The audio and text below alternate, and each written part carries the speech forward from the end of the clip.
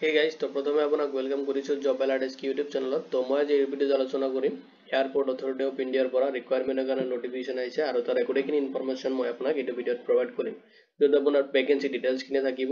Eligibility criteria কেনেকৈ আপুনি apply কৰিব, কেতিয়া এপ্লাই ষ্টাৰ্ট হ'ব, তো গোটেইখিনি ইনফৰমেশ্যন মই এই ভিডিঅ'ত কভাৰ কৰিম। ভিডিঅ'টো চোৱাৰ পিছত যদি কোনো ধৰণৰ কুৱেশ্যন থাকে আপুনি এই ভিডিঅ' কমেণ্ট ছেকশ্যনত কমেণ্ট কৰি দিব পাৰে। লগতে এই ভিডিঅ'ৰ ডিছক্ৰিপশ্যনত মই হোৱাটছএপ গ্ৰুপৰ লিংক এটা প্ৰভাইড কৰি দিম, তাতে জইন হৈ কিনে আপুনি মোক হোৱাটছএপত ডাইৰেক্ট মেছেজ কৰিব পাৰিব। কাহক দেৰি নকৰি আজি ভিডিঅ'টো আৰম্ভ কৰোঁ। এতিয়া চাওক যিটো ৰিকুৱাৰমেণ্ট আহিছে এয়াৰপোৰ্ট অথৰিটি অফ ইণ্ডিয়াৰ পৰা, য'ত আপোনাৰ ৰিকুৱাৰমেণ্ট চলি আছে জুনিয়ৰ এক্সিকিউটিভৰ কাৰণে, য'ত আপোনাৰ বহুতখিনি পোষ্ট আছে আৰু ডিপাৰ্টমেণ্ট ৱাইজ পোষ্টসমূহ ডিভাইড কৰি দিয়া আছে। এতিয়া চাই লওক ভেকেন্সি ডিটেইলছখিনি প্ৰথমতে, য'ত আপোনাৰ টোটেল ভেকেন্সি আছে 83, য'ত আপোনাৰ ডিচিপ্লিন ৱাইজ ডিষ্ট্ৰিবিউশ্যন কৰি দি আছে পোষ্টসমূহ, য'ত আপোনাৰ ফায়াৰ ছাৰ্ভিচৰ কাৰণে আছে 13 পোষ্ট, য'ত আপোনাৰ হোম এণ্ড ৰিচোৰ্চৰ কাৰণে আছে 66 পোষ্ট, লগতে আপোনাৰ আছে অফিচিয়েল যিটো লেংগুৱেজৰ কাৰণে পজিশ্যন আছে তাৰ কাৰণে আপোনাৰ 4 পোষ্ট আছে। এতিয়া চাওক এলিজিবিলিটি ক্ৰাইটেৰিয়াখিনি। প্ৰথমতে চাওক এডুকেশ্যনেল কোৱালিফিকেশ্যনখিনি। যিখিনি পোষ্ট আছে ফায়াৰ ছাৰ্ভিচৰ কাৰণে তাতে আপোনাৰ বেচেলাৰ্ছ ডিগ্ৰী বিচাৰিছে, কমপ্লিট কৰা হ'ব লাগিব, আৰু আপুনি বেচেলাৰ্ছ ডিগ্ৰীটো কমপ্লিট কৰা হ'ব লাগিব ইঞ্জিনিয়াৰিং বা টেকন'লজি বা ফায়াৰ ইঞ্জিনিয়াৰিঙত যদি আপুনি কোৰ্চ কৰিছে। লগতে চাওক যদি আপুনি মেকানিকেল ইঞ্জিনিয়াৰ বা অটোমোবাইল ইঞ্জিনিয়াৰিঙত যদি আপুনি কোৰ্চ কমপ্লিট কৰিছে যে বেচেলাৰ্ছ ডিগ্ৰীটো, তেতিয়াহ'লে আপুনি ফায়াৰ ছাৰ্ভিচৰ যিখিনি পোষ্ট আছে তাৰ কাৰণে এলিজিবল হ'ব। নেক্সট চাওক যেটো আপোনাৰ হোম এণ্ড ৰিচোৰ্চৰ কাৰণে আছে, য'ত আপোনাৰ গ্ৰেজুৱেট ডিগ্ৰী লগতে MBA যদি আপুনি কমপ্লিট কৰিছে, এণ্ড যদি আপুনি MBA কৰা নাই ইকুইভেলেণ্ট 2 ইয়াৰ যদি কোনো ধৰণৰ কোৰ্চ আপুনি কৰিছে, যেনেকৈ ধৰক স্পেচিয়েলিষ্ট HRM বা ধৰক HRD কোৰ্চ আপুনি কৰিছে, তেতিয়াহ'লে বা লেবৰ ৱেলফেয়াৰৰ কোৰ্চ কৰিছে 2 ইয়াৰ্ছ আপুনি ডিপ্ল'মা বা ডিগ্ৰী এটা কৰিছে, তেতিয়াহ'লে আপুনি হোম এণ্ড ৰিচোৰ্চৰ যিখিনি ভেকেন্সি আছে তাৰ কাৰণে আপুনি এলিজিবল হ'ব। নেক্সট চাওক অফিচিয়েল যিটো লেংগুৱেজৰ কাৰণে পোষ্ট আছে, তাতে আপোনাৰ বিচাৰিছে আপুনি পোষ্ট গ্ৰেজুৱেশ্যন কৰা হ'ব লাগিব, হিন্দী বা ইংলিছ লৈ কিনে আপুনি কমপ্লিট কৰা হ'ব লাগিব, তেতিয়াহ'লে আপুনি এই পোষ্টৰ কাৰণে এলিজিবল হ'ব। কাৰণ আপোনাৰ যিটো লেংগুৱেজ হয় তাতে হিন্দী এণ্ড ইংলিছ টকিং কৰা আপুনি মানে জনা থকা হ'ব লাগিব, আৰু সিহঁতে ইংলিছ এণ্ড হিন্দীৰ কাৰণে প্ৰেফাৰেঞ্চ দিব, আৰু এইটো লেংগুৱেজ আপুনি জনা থাকিব লাগিব। নেক্সট এলিজিবিলিটি ক্ৰাইটেৰিয়াত চাওক যিটো এজ লিমিট আছে, এজ লিমিটটো আপোনাৰ মেক্সিমাম 27 ইয়াৰ্ছ লৈ কিনে আপুনি যিখিনি পোষ্ট আছে তাৰ কাৰণে এপ্লাই কৰিব পাৰিব। এতিয়া চাওক এজটো আপুনি কেলকুলেশ্যন কৰিব লাগিব 1 জানুৱাৰী 2025 ডেট দি কিনে, আৰু যিটো এজ ৰিলেক্সেশ্যনছ আছে এইটো আপুনি এজ পাৰ দ্য গভৰ্ণমেণ্ট যিটো নৰ্মছ আছে এইটো হিচাপত আপুনি এজ ৰিলেক্সেশ্যনটো পাই যাব। এতিয়া চাওক এপ্লিকেশ্যন প্ৰচেছটো আপুনি কেনেকৈ এপ্লাই কৰিব। প্ৰথমতে আপুনি অনলাইন ৰেজিষ্ট্ৰেশ্যন কৰিব লাগিব, আৰু ৰেজিষ্ট্ৰেশ্যন কৰিবলৈ প্ৰথমতে আপুনি ভিজিট কৰিব লাগিব যিটো এয়াৰপোৰ্ট অথৰিটি অফ ইণ্ডিয়াৰ যিটো অফিচিয়েল পৰ্টেল আছে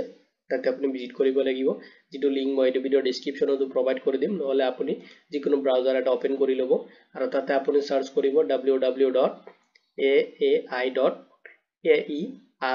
সার্চ করিলে এয়ারপোর্ট অথরিটি অফ ইন্ডিয়ার যেটো অফিশিয়াল ওয়েবসাইটের লিংক আছে এটা আহি যাব, আপনি জাস্ট ক্লিক করিলে অফিশিয়াল ওয়েবসাইটত ভিজিট কৰিব পাৰিব, যেটো লিংক মই এই ভিডিঅ'ৰ ডিসক্ৰিপশনতো প্ৰভাইড কৰি দিম, তাতে ক্লিক কৰিলে আপুনি ডাইৰেক্ট অফিশিয়াল ওয়েবসাইটত ভিজিট কৰিব পাৰিব।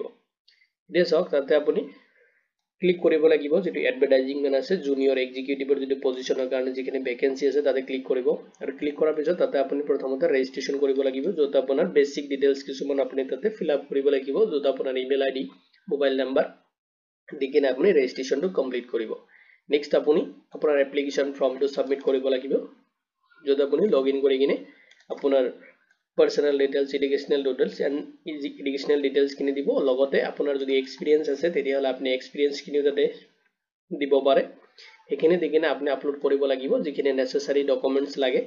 সেইখিনি আপুনি আপলোড কৰিব লাগিব, লগতে আপোনাৰ passport size photo and signature upload কৰিব লাগিব।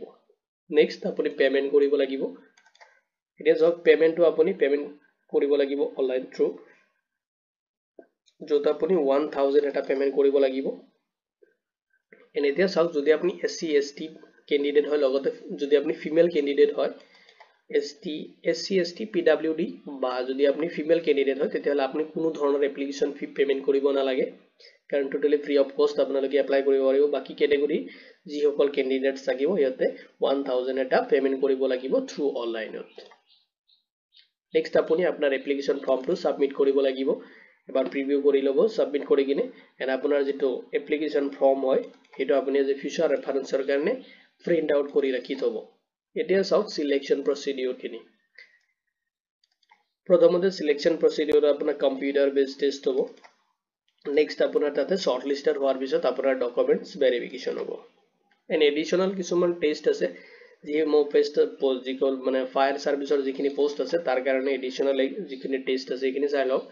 তাতে আপোনাৰ ফিজিক্যাল যেটো মেজাৰমেন্ট টেষ্ট হ'ব প্ৰথমতে ফিজিক্যাল টেষ্ট হ'ব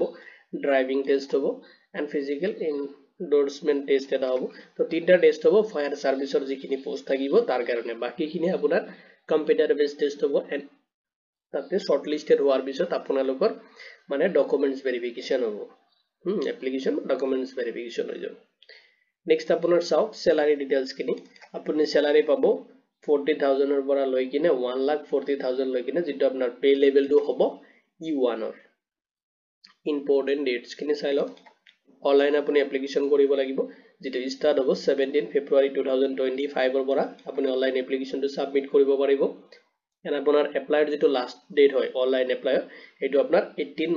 মাৰ্চ মাহলৈ 18 মাৰ্চ 2025 লগিনে আপোনাৰ এপ্লিকেশনটো লাষ্ট সাবমিট কৰিব পাৰিব এটা এডিশনাল কিছুমান ইনফৰমেশন চাই লওক আপুনি এপ্লাই কৰাৰ আগতে প্ৰথমতে এবাৰ অফিশিয়াল যেটো নোটিফিকেশন আছে এটা এবাৰ আপুনি চাই লব যেটো লিংক মই এই ভিডিওৰ ডেসক্ৰিপচনতো প্ৰভাইড কৰি দিম তাৰ পৰা আপুনি এটা ডাউনলোড কৰি লব ডাউনলোড কৰি কিনে আপোনাৰ এলিজিবিলিটি ক্ৰাইটেৰিয়া খিনি প্ৰথমতে চেক কৰি কিনে যদি আপুনি এলিজিবল হয় তেতিয়াহলে আপুনি এপ্লাই কৰি দিব নেক্সট আপুনি যিখিনি ডকুমেন্টস তাতে আপলোড কৰিব সেইখিনি যেটো ফৰম্যাট দিয়া থাকে সাইজ দিয়া থাকে ফৰম্যাটটো হেতু সাইজত আপুনি আপোনাৰ ডকুমেন্টস খিনি আপলোড কৰিব যদি আপোনাৰ ফটো বা সিগনেচাৰ বা ডকুমেন্টস খিনি ৰিসাৰ্চ কৰোতে কিবা প্ৰবলেম হৈছে আপুনি এই ভিডিও কমেন্ট সেকশনত কমেন্ট কৰি দিব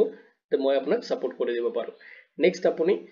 আপোনাৰ যদি এপ্লিকেশন ফৰ্ম হয় লগতে আপোনাৰ যদি পেমেন্ট ৰিসিভ হয় যে ফিউচাৰ ৰেফাৰেন্সৰ কাৰণে আপুনি প্ৰিন্ট আউট কৰি থব প্ৰিন্ট আউট কৰি কিনে যে ফিউচাৰ ৰেফাৰেন্সৰ কাৰণে ৰাখি থব তো যদি আপনি এখানে ডিটেইলস সোয়াৰ পিছত যদি আৰু কিবা ইনফৰমেশন লাগে তো আমাৰ পোৰ্টালত আপুনি ভিজিট কৰিব পাৰে যত মই সিস্টেমেটিক ডিটেইলস খিনি প্ৰভাইড কৰি দিম যেটো লিংক মই এই ভিডিওৰ ডেসক্ৰিপচনতো প্ৰভাইড কৰি দিম তাতে আপুনি ভিজিট কৰিলে আমাৰ পোৰ্টালত ডিটেইলস খিনি তাতে পাই যাব আৰু ভিডিওটো সোৱাৰ বাবে ধন্যবাদ দি কিনে আজি ভিডিও ইমানতে সামৰিছো